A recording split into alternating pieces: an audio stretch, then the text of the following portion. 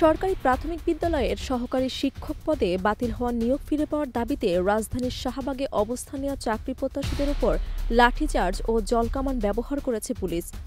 সোমবার দুপুরে জাতীয় ঘরের সামনে সড়কে ঘটনা ঘটে। এ সময় আন্দোলনকারীদের সড়ক থেকে সরানোর চেষ্টাও করেন তারা। আন্দোলন করা সুপারিশপ্রাপ্ত শিক্ষকরা বলেন, আমাদের নিয়োগ বাতিল করে যে রায় দেওয়া হয়েছে এটি বৈষম্যমূলক। এ সরকারই আমাদের নিয়োগের জন্য সুপারিশ করেছে, আবার আমাদের নিয়োগ বাতিল করা হয়েছে। এটি আমাদের সঙ্গে প্রতারণা। আমরা চাই এটা যেন দ্রুত বাতিল করে আমাদের নিয়োগ চূড়ান্ত করা হয়।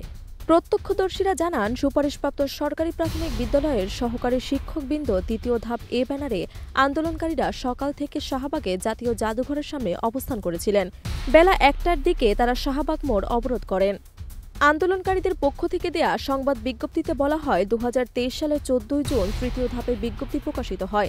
লিখিত পরীক্ষা অনুষ্ঠিত হয় ২০২৪ সালের ২৯ মার্চ। লিখিত পরীক্ষার ফলাফল প্রকাশ করা হয় একই বছরের ২১ এপ্রিল। ১২ জুন ভাইবা সম্পন্ন হয়। আইন মন্ত্রণালয় ও জনপ্রশাসন মন্ত্রণালয়ের অনুমতি নিয়ে ৩১ ডিসেম্বর ফল প্রকাশিত হয়। এতে ৬,৫৩১ জন চূড়ান্তভাবে সুপারিশপ্রাপ্ত হন।